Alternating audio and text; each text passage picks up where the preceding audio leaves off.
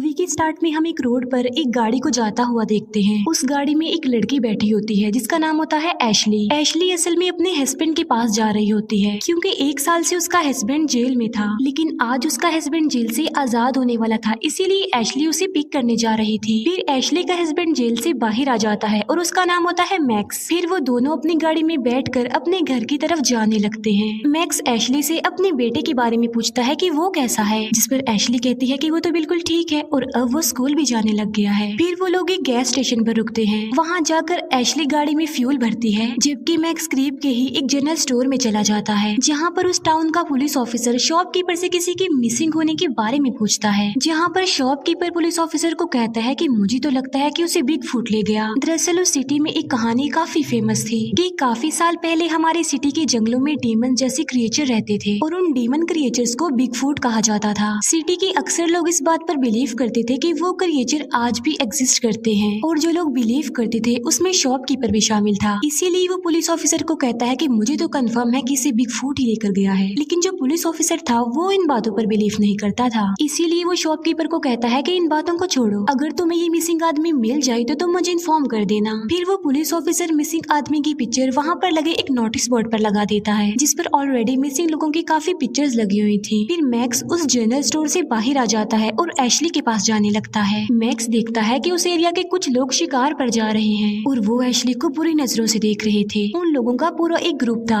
और जब वो ग्रुप मैक्स को देखता है तो वो उसे क्रिमिनल कहने लगते हैं। लेकिन ये दोनों हस्बैंड वाइफ उन लोगों पर ज्यादा ध्यान नहीं देते और उन्हें इग्नोर करके वहाँ से चले जाते हैं। फिर गाड़ी में मैक्स ड्रिंक करने लगता है, लेकिन एशली मैक्स को ड्रिंक करने से रोकती है क्योंकि उसे मैक्स का ड्रिंक करना, स्मोकिंग करना काफी बुरा लगता था। एशली गुस्से में मैक्स को कहती है कि तुम्हें जेल से आए हुए अभी कितनी देर हुई है कि तुमने स्मोकिंग शुरू कर दी। फिर उन दोनों की इस बात को लेकर बहस हो जाती है। वो लोग बहस करने में इतना ज्यादा बिजी हो जाते हैं कि उन्हें इस बात का तो ख्याल ही नहीं रहता कि उनकी गाड़ी के आगे एक आदमी आ गया है और ये उस आदमी को अपनी गाड़ी से हिट कर देते हैं। दोनों अपनी गाड़ी से बाहर आकर उस आदमी को चेक करने के लिए आगे बढ़ते हैं। तब ये देखते हैं कि वो आदमी इस एक्सीडेंट की वजह से बहुत ज्यादा इंजर्ड हो गया है, उसकी हालत काफी खराब है, उसकी दोनों टांगे बॉडी से अलग होकर कट चुकी हैं और उसकी बॉडी पर काफी गहरे चोट के निशान थे। ऐसा लग रहा था कि जैसे किसी जंगली जानवर ने उस पर अटैक किया हो। उस आदमी की ऐसी हालत देख कर ये सोच रहे थे कि शायद वो मर चुका है, लेकिन तभी वो आदमी मूव करने लगता है। तब एशली जल्दी से पुलिस को कॉल करने के लिए अपनी गाड़ी की तरफ भागती है, लेकिन मैक्स एशली को ऐसा करने से यानी पुलिस को कॉल करने से मना करता है क्योंकि अभी थोड़ी देर पहले ही तो वो जेल से बाहर आया था और इस एक्सीडेंट की वजह से वो बहुत बड़ी मुसीबत में फंस सकते थे। लेकिन एशली उसकी ये बात नहीं मानती और वो पुलिस को कॉल कर देती है। वो पुलिस को कहती है कि हमारी गाड़ी का एक्सीडेंट हो गया है और साथ साथ वो अपनी लोकेशन भी पुलिस को बता देती है। तभी अचानक से मैक्स को जंगल में कुछ दिखाई देता है, लेकिन इससे पहले कि वो समझ पाता कि ये क्या है, कोई उन पर पत्थर मारने लगता है। तब मैक्स और एशली दोनों ही गाड़ी के पीछे जल्दी से छुप जाते हैं, लेकिन जब दोबारा देखने के लिए मैक्स अपना सर बाहर निकालता है तभी एक पत्थर आकर सीधा मैक्स के सर पर लग जाता है, जिससे मैक्स पीछे की तरफ जाकर गिरता है और वहाँ से गिरता गिरता वो रिवर में जाकर गिरता है। तब एशली उसकी हेल्प करने के लिए उसके पास जाती है, लेकिन वो देखती है कि मैक्स तो बेहोश हो गया है। तब एशली मैक्स को बचाने के लिए जल्दी से रिवर में कूद जाती है, लेकिन पानी की लहरें बहुत तेज थी, इसीलिए वो आगे की तरफ चले जाते हैं। लेकिन जब पानी की लहरें कम हो जाती हैं तब एशली मैक्स को लेकर पानी से बाहर आ जाती है, लेकिन मैक्स स्टिल बेहोश ही था। फिर एशली मैक्स को इमरजेंसी प्रोसीजर के जरिए होश में लाती है, जिससे मैक्स को होश आ जाती है। अब क्योंकि पानी बहुत ज्यादा ठंडा था और वो काफी देर पानी में ही रहे थे, इसी वजह से उन्हें सर्दी लगने लगती है। दूसरी तरफ हम देखते हैं कि जहाँ पर उस आदमी का एक्सीडेंट हुआ था वहीं पर हम एक डीमन जैसा क्रिएचर देख पाते हैं जो उन लोगों की गाड़ी को धकेल कर रिवर में फेंक देता है और जिस आदमी का एक्सीडेंट हुआ था वो भी मर चुका था और वो डीमन क्रिएचर उस आदमी की डेड बॉडी को अपने साथ ले जाता है। दूसरी तरफ मैक्स और एशली को अभी तक ठंड लग रही थी, लेकिन उन्हें समझ नहीं आ रही थी कि क्या किया जाए। तब एशली मैक्स की लाइटर की मदद से वहाँ पर आग जलाते हैं और बाद में ये लोग अपने कपड़ों को ड्राई करने के लिए करीबी झाड़ियों पर रख देते हैं। फिर दोनों हस्बैंड वाइफ आग के पास बैठ जाते हैं। फिर हम देखते हैं कि वो पुलिस ऑफिसर वापस अपने पुलिस स्टेशन जा रहा है। रास्ते में उस पुलिस ऑफिसर को एक लेडी मिल जाती है जो कि अपने मिसिंग हस्बैंड के बारे में पुलिस ऑफिसर से पूछती है। उस लेडी का हस्बैंड उन्हीं लोगों में इंक्लूड था जो कि वहाँ से गायब हुए थे। अब जाहिर है पुलिस ऑफिसर के पास इस बात का कोई जवाब नहीं था, इसीलिए वो उस लेडी को कहता है कि आप बिल्कुल बेफिक्र हो जाएं, बिल्कुल रिलैक्स रहें, हम आपके हस्बैंड को ढूंढ लेंगे एज सून एज पॉसिबल। ये कहकर वो पुलिस ऑफिसर वहाँ से चला जाता है। पुलिस स्टेशन के अंदर एक डेप्यूटी भी था। पुलिस ऑफिसर डेप्यूटी से पूछता है कि क्या आप इन बातों पर बिलीव करते हैं कि कोई बिगफुट होता है? जिस पर वो डिप्यूटी रिप्लाई करता है कि नहीं, ऐसी कोई चीज नहीं होती। लेकिन हम इस बात को फजूल भी नहीं कह सकते, इग्नोर भी नहीं कर सकते। तभी वहाँ पर एक फीमेल पुलिस ऑफिसर आ जाती है। वो पुलिस ऑफिसर को बताती है कि अभी मुझे एक लड़की की कॉल आई थी। वो लड़की बता रही थी कि हमारा एक्सीडेंट हो गया है। ये सुनकर वो पुलिस ऑफिसर जल्दी से उस एक्सीडेंट वाली लोकेशन पर पहुंच जाता है, जहाँ पर वो देखता है कि उन लोगों की गाड़ी तो रिवर में गिरी हुई है, लेकिन गाड़ी को रिवर से बाहर निकालते निकालते उन्हें रात हो जाती है। फिर वो पुलिस ऑफिसर गाड़ी को चेक करता है और उसमें से उसे मैक्स और एशली की पिक्चर्स मिलती हैं। तब वो अपने बाकी पुलिस ऑफिसर्स को कहता है कि इन दोनों के बारे में इंक्वायरी करो, पता लगवाओ इन दोनों का। उधर एशली और मैक्स एक दूसरे से प्रॉमिस करते हैं कि वो कभी भी नहीं लड़ेंगे, एक दूसरे का साथ कभी भी नहीं छोड़ेंगे। वो एक दूसरे के साथ प्यार से रहेंगे और अपने रिलेशन को अच्छा लेकर चलेंगे। नेक्स्ट डे एशली को वही आदमी नजर आता है जिसका उनकी गाड़ी से एक्सीडेंट हुआ था, लेकिन आँख खुलने पर एशली को रियलाइज होता है कि ये उसका सिर्फ एक नाइटमेयर था और कुछ नहीं। लेकिन तभी उन्हें पता चलता है कि जहाँ पर उन्होंने अपने कपड़े ड्राई करने के लिए रखे थे, वहाँ से एशली के कपड़े गायब थे, क्योंकि वहाँ पर सिर्फ मैक्स के कपड़े थे, एशली के नहीं थे। तब मैक्स एशली को अपनी टी शर्ट पहना देता है और अब वो रिवर को फॉलो करने का डिसीजन लेते हैं। लेकिन थोड़ी दूरी पर ही जाते ही इन्हें रियलाइज होता है कि आगे कोई भी रास्ता नहीं है, इसीलिए वो आगे बढ़ने के लिए जंगल में से ही गुजरने लगते हैं। लेकिन यहाँ पर हम देख पाते हैं कि कोई इनका काफी देर से पीछा कर रहा था और जो इनको फॉलो कर रहा था उसमें ये एबिलिटी थी कि वो खुद को जंगलों में हाइड कर सकता था और वो खुद को नेचर में इस तरह छुपा लेता था कि उसे ढूंढना तो इम्पॉसिबल था। इसीलिए वो इनके इतना करीब होने के बावजूद भी ये उसे नहीं देख पा रहे थे और ये कोई और नहीं बल्कि वही डीमन क्रिएचर था जिसे लोग बिगफुट कहते थे। तभी अचानक से इन्हें गोली चलने की आवाज सुनाई देती है, लेकिन चेक करने पर इन्हें पता चलता है कि वहाँ पर वो लोग हैं जो शिकार पर आए थे, जो इन्हें गैस स्टेशन पर भी मिले थे। फिर वो दोनों सोचते हैं कि शायद वो हमारी हेल्प कर दें, इसीलिए वो लोगों के पास जाने का डिसीजन लेते हैं। अब यहाँ पर मैक्स एशली को उन लोगों की नजरों से बचाने के लिए उसे वहीं पर छुपा रहने को बोलता है और उनसे मदद मांगने के लिए मैक्स खुद जाता है उन लोगों के पास। और जब वो लोग मैक्स को देखते हैं तो वो उस पर हंसने लगते हैं। मैक्स उन लोगों को समझाने की काफी कोशिश करता है कि प्लीज मुझे फोन दे दीजिए ताकि मैं हेल्प के लिए किसी को कॉल कर सकूं। वहीं पर उन लोगों के ग्रुप का एक लीडर भी होता है जिसका नाम होता है बीडी। बीडी मैक्स को कहता है कि हमारे पास तो कोई फोन नहीं है क्योंकि जंगल में सिग्नल्स नहीं आते, इसीलिए हम कोई मोबाइल नहीं लाए। लेकिन बीडी के पास एक रेडियो होता है जिस पर मैक्स कहता है कि आप मुझे अपना रेडियो ही दे दीजिए फिर। लेकिन बीडी उसे रेडियो देने से भी इनकार कर देता है और इवन जब मैक्स उससे ये पूछता है कि आप एटलीस्ट हमें मेन रोड का रास्ता ही बता दीजिए, तो वो मैक्स को ये भी नहीं बताता। एशली जो कि छुपी हुई थी, अचानक से उसके पीछे बिगफुट आ जाता है और बिगफुट एशली का बाल काट कर ले जाता है। लेकिन जब एशली टर्न करके देखती है तो वहाँ पर कोई भी नहीं होता क्योंकि बिगफुट वहाँ से जा चुका था तब तक। लेकिन एशली डर जाती है और वो भागते भागते मैक्स के पास आ जाती है और जब वो ग्रुप के लोग एशली को उस हालत में देखते हैं तो वो उस पर हंसने लगते हैं, उसका मजाक बनाने लगते हैं। लेकिन अब बेडी अपने ग्रुप के लोगों को खामोश रहने को बोलता है और उन दोनों हस्बैंड वाइफ की हेल्प करने के लिए तैयार हो जाता है। वो मैक्स और एशली दोनों को कपड़े देता है। फिर ये सब लोग मिलकर वहाँ से जाने लगते हैं। फिर हम देखते हैं पुलिस ऑफिसर को जो एशली और मैक्स के बारे में सब कुछ पता लगवा चुके थे। लेकिन अब तक पुलिस ऑफिसर को ये बात समझ में नहीं आ रही थी कि आखिर वो लोग गए कहाँ पर हैं, उनके साथ रास्ते में क्या हुआ होगा, क्योंकि इंक्वायरी में उन्हें ये बात पता चली थी कि किसी ने उनकी गाड़ी को धक्का लगा कर रिवर में फेंका था। अब डिप्यूटी को बिगफुट की कहानी पर यकीन आने लगा था। उसका कहना था कि कहीं ये बिगफुट ने तो नहीं किया, लेकिन पुलिस ऑफिसर इस बात को मानने से साफ इनकार करता है। उसका मानना था कि आज के टाइम में कोई बिगफुट, कोई क्रिएचर्स नहीं होते।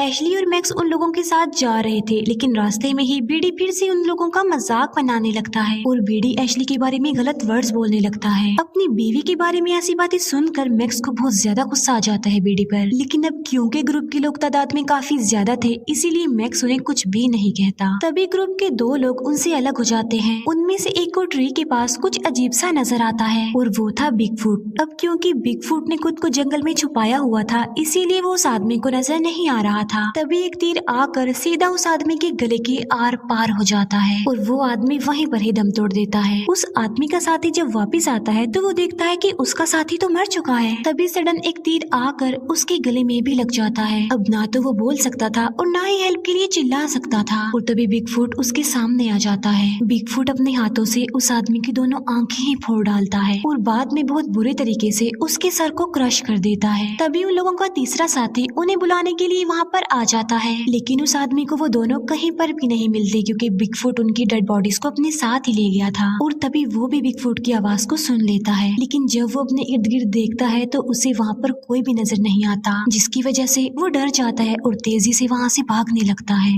लेकिन इतना तेजी से भागने की वजह से वो गिर जाता है, जिससे उसके हाथ की हड्डियां टूट जाती हैं। लेकिन तभी उसके पास बिगफूट आ जाता है और वो एक एक्स की मदद से उस आदमी के गले पर कई बार स्टैब करता है, जिससे उस आदमी का सर ही धड़ से अलग हो जाता है। इसके बाद बिगफूट बाकी लोगों को अपना शिकार बनाने के लिए आगे बढ़ता है, जहाँ पर उस ग्रुप के बाकी लोग एशली और मैक्स को अभी तक परेशान कर रहे थे। तभी उनमें से एक आदमी को बिगफूट एरो मारकर जान से मार डालता है। उस आदमी के मरते ही सब लोग बिल्कुल अलर्ट हो जाते हैं। उस ग्रुप का एक मेंबर बिगफूट को देख लेता है, इसीलिए वो बिगफूट पर गोलियां चलाने लगता है, लेकिन बिगफूट को तो एक भी गोली नहीं लगती और वो बच जाता है। लेकिन उस आदमी के अलावा ग्रुप के बाकी लोगों को बिगफूट नजर नहीं आ रहा था, इसीलिए उन्हें समझ में नहीं आ रहा था कि हमारा साथी आखिर गोलियां किसको मार रहा है। लेकिन तभी बिगफूट को मारते मारते वो आदमी अपने ही एक साथी को शूट करके मार डालता है और इसमें मैक्स को भी कुछ गोलियां लग जाती हैं, जिससे वो नीचे गिरकर बेहोश हो जाता है। जो आदमी बिगफूट को देख पा रहा था, जो उस पर गोलियां चला रहा था, अब उसकी गन की गोलियां भी खत्म हो गई थी और तब उसके पास बिगफूट आ जाता है और उसका गला ही काट देता है। इसके बाद बिगफूट एशली की तरफ बढ़ता है, जिससे बचते हुए एशली कहीं पर छुप जाती है, जहाँ पर ऑलरेडी एक आदमी छुपा हुआ था। लेकिन बिगफूट उन लोगों को वहाँ पर छुपा हुआ देख लेता है और वो उस आदमी को आकर पकड़ लेता है, जो कि वहाँ पर छुपा हुआ था। बाद में बिगफूट उस आदमी के मुंह को ही फाड़ देता है और उस आदमी को मरने के लिए वहीं पर उसी हालत में छोड़कर वहाँ से चला जाता है। मौके का फायदा उठाकर एशली वहाँ से भागने लगती है, लेकिन बिगफूट अब अपना तीर एशली पर फेंकता है और तीर लगने की वजह से एशली नीचे गिर जाती है। इसके बाद बिगफूट एशली को पकड़ लेता है और वो उसे उसी जगह पर ले आता है जहाँ पर मैक्स बेहोश पड़ा हुआ था। फिर बिगफूट मैक्स को मारने के लिए उसकी तरफ बढ़ता है, लेकिन जब बिगफूट एशली की तरफ देखता है तब वो ये डिसाइड करता है कि वो मैक्स को नहीं मारेगा। इसके बाद हम देखते हैं बीडी को, जो कि अभी तक जिंदा था, और वो पीछे से बिगफूट को शूट करने लगता है और एक गोली जाकर सीधा बिगफूट के शोल्डर पर लगती है, जिससे वो इंजर्ड हो जाता है। इसके बाद बिगफूट जल्दी से बीडी पर अटैक कर देता है और उसे बेहोश कर देता है। ये कर लेने के बाद बिगफूट एशली और मैक्स को अपने साथ ले जाता है। इसके बाद प्राइमल रेंज का दूसरा पार्ट स्टार्ट हो जाता है, जहाँ पर बिगफूट एशली और मैक्स को अपने साथ ले जा रहा होता है, लेकिन बिगफूट अब मैक्स को वहीं पर छोड़कर एशली और बीडी को अपने साथ ले जाता है। दूसरी तरफ हम देखते हैं कि शेरिफ डिप्यूटी के साथ किसी जगह पर आया था, क्योंकि वहाँ पर एक लेडी को कैंसर था और उसके लिए वो रात को मिलकर एक रिचुअल करने वाले थे। अब पुलिस ऑफिसर यहाँ पर आना नहीं चाहता था, लेकिन वो डिप्यूटी के कहने पर ही वहाँ आया था। मैक्स जो कि जख्मी हालत में अभी तक ही जंगल में पड़ा हुआ था, तभी वहाँ पर एक क्रीपी बूढ़ी औरत आ जाती है, जो बिल्कुल विच जैसी ही लग रही थी। जब उस बूढ़ी औरत को रियलाइज होता है कि मैक्स अभी तक जिंदा है, तो वो उसे अपने साथ अपने घर ले जाती है। उस बूढ़ी औरत का घर जंगल के बिल्कुल बीचों बीच था। बूढ़ी औरत के घर में अजीब तरह की चीजें थी, जिसमें हड्डियां थी, स्पाइडर्स थे, इसके अलावा इंसेक्ट्स और छोटे छोटे जानवरों को बॉटल्स में कैद किया हुआ था। वो बूढ़ी औरत मैक्स का एक डोमेस्टिक ट्रीटमेंट करती है। वो सबसे पहले मैक्स की बॉडी से सारे बुलेट्स निकाल देती है, फिर वो एक चीज खाकर मैक्स के जख्मों पर थूक देती है, फिर वो एक मिक्सचर को मैक्स के जख्मों पर लगाती है। बाद में वो मैक्स की जख्मों को स्टिचेस लगा देती है। दूसरी तरफ एशली को जब होश आती है तो वो खुद को बिगफूट की केव में बंधा हुआ पाती है। वहीं पर उसे अपने साथ बीडी भी नजर आता है। इसके अलावा वहाँ पर बहुत सारे स्केलेटन्स और बीडी के ग्रुप के लोग भी थे। तभी वहाँ पर बिगफूट आ जाता है और वो एक काफी बड़ी नाइफ से बीडी को मार डालता है और बाद में उसकी बॉडी के पार्ट्स निकाल लेता है। इसके बाद बिगफूट बढ़ता है एशली की तरफ और वो एशली के साथ जबरदस्ती कर देता है। दूसरी तरफ हम पुलिस ऑफिसर को देखते हैं, जो बाकी लोगों के साथ उस रिचुअल में बैठ गए थे। रिचुअल में सब लोग एक एक करके एक उनका बनाया गया ड्रिंक पीने लगते हैं। अब ना चाहते हुए भी पुलिस ऑफिसर को वो ड्रिंक पीना पड़ता है। फिर वो लोग अपने ट्रेडिशन के मुताबिक सिंगिंग करने लगते हैं और थोड़ी देर में उस ड्रिंक को पीने की वजह से पुलिस ऑफिसर की तबीयत खराब होने लगती है। पुलिस ऑफिसर को कुछ अजीब ही फील हो रहा था और फिर उसे विजन्स आने लगते हैं। सारे विजन्स काफी अजीब थे। पुलिस ऑफिसर को डेप्यूटी की शक्ल काफी डरावनी लग रही थी, लेकिन डेप्यूटी की शक्ल फिर एकदम से ठीक भी हो जाती है और जो लोग वहाँ पर ट्रेडिशन का कॉस्ट्यूम पहनकर डांस कर रहे थे, पुलिस ऑफिसर को उनमें से एक बिगफूट जैसा लग रहा था। फिर पुलिस ऑफिसर देखता है कि जो आदमी ये रिचुअल कर रहा है वो उस लेडी जिसे कैंसर है, उसे लिटा कर वो उसके पेट को काट देता है और उसका कैंसर ठीक कर देता है। और हैरान कर देने वाली बात तो ये है कि उस लेडी को जरा भी पेन नहीं होती। लेकिन अब पुलिस ऑफिसर इन अजीब विजन से तंग आ गया था, उसे बहुत ज्यादा पसीने आने लगते हैं, इसीलिए वो वहाँ से बाहर आ जाता है। फिर अगले दिन जंगल में जब मैक्स को होश आता है तो उसके सामने बैठा होता है police officer. Max police officer से एशली के बारे में पूछता है कि मेरी वाइफ कहाँ पर है। यहाँ पर वो पुलिस ऑफिसर जो पहले बिगफूट की कहानी पर यकीन नहीं करता था, अब उसे सारी बात समझ आ गई थी, इसीलिए अब वो सारी बात मैक्स को समझाने लगता है। पुलिस ऑफिसर मैक्स को बताता है कि आज भी हमारे जंगलों में एक डिमन क्रिएचर रहता है और इस क्रिएचर को हम बिगफूट कहते हैं। और अब पुलिस ऑफिसर बताता है कि आखिर ये बिगफुट है कौन। वो कहता है कि ये डीमन क्रिएचर हमारे कबीले के पुराने लीडर हैं और एक जमाने में तो ये हमारे भी लीडर हुआ करते थे, लेकिन अब उनकी सॉल बिगफुट के रूप में आकर हमें डरा रही है। और ये एक एंशिएंट लीडर है जो कि काफी पुराने कबीले से बिलोंग करते हैं और जब से इनका कबीला बना था ये तभी से हमारे बीच इन जंगलों में रह रहे हैं, इसीलिए तो वो एंशिएंट टाइम की वेपन्स को अच्छे से चला सकते हैं। यानी सिंपल अगर कहा जाए तो वो एंशिएंट लीडर की सॉल है। पुलिस ऑफिसर मैक्स को बताता है कि तुम्हारी वाइफ एशली को वही उठा कर ले गया है और तो और बिगफुट अब इंजर्ड भी है क्योंकि उसके शोल्डर पर गोली लगी थी। अब क्योंकि मैक्स ने एशली को ढूंढना था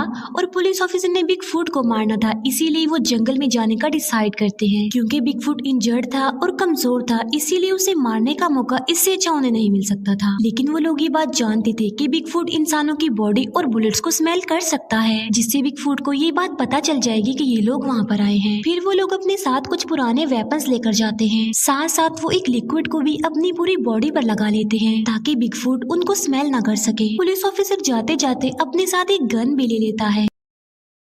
फिर ये दोनों बिगफुट का मुकाबला करने के लिए जंगल की तरफ जाने लगते हैं। तभी पीछे से वो बूढ़ी औरत उन लोगों को इनकरेज करने के लिए ड्रम बजाने लगती है क्योंकि वो भी चाहती थी कि ये लोग बिगफुट का मुकाबला करके उसे मार डालें और जीत जाएं। एशली जो कि अभी तक बिगफुट की कैद में ही थी, बिगफुट जबरदस्ती एशली को इंसानी मांस खाने को देता है, लेकिन ना चाहते हुए भी एशली को वो खाना पड़ता है। लेकिन एशली के मुंह में एक बोन आ जाती है, वो उस बोन को पत्थर पर रगड़ कर उसे नुकीला बना लेती है और जब बिगफुट उसके पास आता है तो वो उसी बोन से उस पर अटैक कर देती है, लेकिन बिगफुट को इससे ज्यादा फर्क नहीं पड़ता। तभी अचानक से बिगफुट को उस ड्रम की आवाज सुनाई देती है जो वो बूढ़ी औरत बजा रही थी। बिगफुट को फौरन पता चल जाता है कि कोई उसे लड़ने के लिए वहाँ पर आ रहा है। फिर बिगफुट भी एक ट्रैप लेता है और वहाँ से लेकर वो बाहर चला जाता है। उसके जाते ही एशली अपनी रस्सियों को काटने लगती है। जब एशली खुद को आजाद कर लेती है तब वो वहाँ पर पड़े हुए कुछ कपड़े और एक गन लेकर वहाँ से चली जाती है। फिर हम देखते हैं कि मैक्स और पुलिस ऑफिसर को जो कि बिगफुट को ढूंढने के लिए वहाँ पर आए थे और अब वो अलग अलग होकर बिगफुट को ढूंढने लगते हैं। कुछ दूर जाने के बाद पुलिस ऑफिसर को वहाँ पर किसी की प्रेजेंस का एहसास होता है, इसीलिए पुलिस ऑफिसर जल्दी से अपनी गन निकाल लेता है। अब क्योंकि बिगफुट बुलेट्स को स्मेल कर सकता था, इसीलिए उसे पता चल जाता है कि पुलिस ऑफिसर आखिर है कहाँ पर, इसीलिए बिगफुट जल्दी से पुलिस ऑफिसर पर अटैक कर देता है और पुलिस ऑफिसर उसे गोली मार देता है और वो गोली बिगफुट को लग भी जाती है, जिसकी वजह से बिगफुट को काफी गुस्सा आ जाता है और वो गुस्से में आकर पुलिस ऑफिसर का गला काटकर उसे बहुत ब्रूटल तरीके से मार डालता है। तभी वहाँ पर मैक्स भी आ जाता है और वो पुलिस ऑफिसर की डेड बॉडी को वहाँ पर पड़ा हुआ देखता है, लेकिन वहाँ पर बिगफुट नहीं था क्योंकि वो भाग चुका था। मैक्स पुलिस ऑफिसर की गन भी उठा लेता है। अब क्योंकि बिगफुट को गोली लगी थी, वो इंजर्ड था, इसीलिए उसका खून वहाँ पर गिरा हुआ था। मैक्स उस खून को फॉलो करते हुए आगे बढ़ता है, लेकिन तभी मैक्स एशली को देखता है जो कि बिगफुट को मारने के लिए उसकी तरफ बढ़ रही थी। मैक्स एशली को आवाज लगाकर उसे वापस चलने के लिए बोलता है, लेकिन एशली मैक्स को कहती है कि अब मैं बिगफुट को मारे बगैर नहीं जाऊंगी। एशली मैक्स को इशारा करते हुए डायरेक्शन बता देती है कि बिगफुट यहाँ पर है। फिर एशली उसी तरफ चली जाती है जहाँ पर बिगफुट था और वो बिगफुट को शूट कर देती है। फिर ये दोनों हस्बैंड वाइफ वहाँ से भागने लगते हैं। काफी दूर भागने के बाद ये दोनों सांस लेने के लिए एक जगह पर रुक जाते हैं, लेकिन तभी अचानक से इन्हें बिगफुट की आवाज सुनाई देती है। इसका मतलब ये है कि वो मरा नहीं था बल्कि अभी जिंदा था। अब मैक्स डिसाइड करता है कि वो यहाँ पर रुककर बिगफुट का मुकाबला करेगा, उसे लड़ेगा, उसे मार डालेगा ताकि इसी दौरान एशली को मौका मिल जाए और वो यहाँ से भागकर मेन रोड तक चली जाए। एशली वहाँ से जाना नहीं चाहती थी मैक्स को अकेला छोड़कर, लेकिन मैक्स फिर भी उसे किसी तरह भेज देता है। फिर वो दोनों एक दूसरे को गुड बाय कहते हैं और अब एशली वहाँ से चली जाती है। इसके बाद मैक्स जाता है बिगफुट के पास और उस पर फायरिंग करने लगता है, लेकिन बिगफुट को उसका असर नहीं होता। बिगफुट जो कि अब काफी इंजर्ड भी था और काफी कमजोर भी फील कर रहा था, लेकिन अभी भी वो बहुत पावरफुल था। उसे मारना, उसे हराना इतना आसान नहीं था। यहाँ पर बिगफुट जल्दी से भागते हुए मैक्स के पास आ जाता है और वो मैक्स की गर्दन पकड़कर उसे ऊपर की तरफ कर देता है, लेकिन तभी मैक्स एक नाइफ से बिगफुट पर अटैक कर देता है, जिससे बिगफुट को दर्द होती है और वो मैक्स को छोड़ भी देता है। तभी मैक्स एक वुडन टॉप को उठाकर वहाँ से भाग जाता है, लेकिन बदकिस्मती से उसका पैर बिगफुट के लगाए गए ट्रैप में आ जाता है और यहाँ पर बिगफुट एक बार फिर से आकर मैक्स को पकड़ लेता है, लेकिन मैक्स अब उस टूटे हुए वुडन टॉप से बार बार बिगफुट को मारता रहता है, जिससे अब फाइनली बिगफुट की मौत हो जाती है। लेकिन मैक्स को अभी भी यकीन नहीं आ रहा था था कि बिगफुट मर चुका है। उसे तो यही लग रहा था कि बिगफुट कहीं दोबारा जिंदा ना हो जाए, इसीलिए वो एक बड़े से पत्थर को उठाकर बिगफुट के सर पर मारता है, जिससे बिगफुट का सर क्रश हो जाता है। एशली बिल्कुल सही सलामत होती है और मेन रोड तक पहुंच जाती है। मैक्स जो कि काफी थक गया था, इसीलिए वो वहीं पर ही बैठ जाता है, लेकिन जैसे ही मैक्स वहाँ से उठकर जाने लगता है, 2 तीर उसे आकर लग जाते हैं और उसके आसपास हमें बहुत सारे बिगफुट्स देखने को मिलते हैं। इसका मतलब ये है कि वहाँ पर कोई एक बिगफुट नहीं था, बल्कि वहाँ पर बहुत सारे बिगफुट्स थे। यानी वो जो एंशिएंट स्पिरिट्स थी वो कोई एक नहीं थी बल्कि बहुत ज्यादा थी। और ये मूवी यहीं पर ही एंड हो जाती है। Thank you for watching.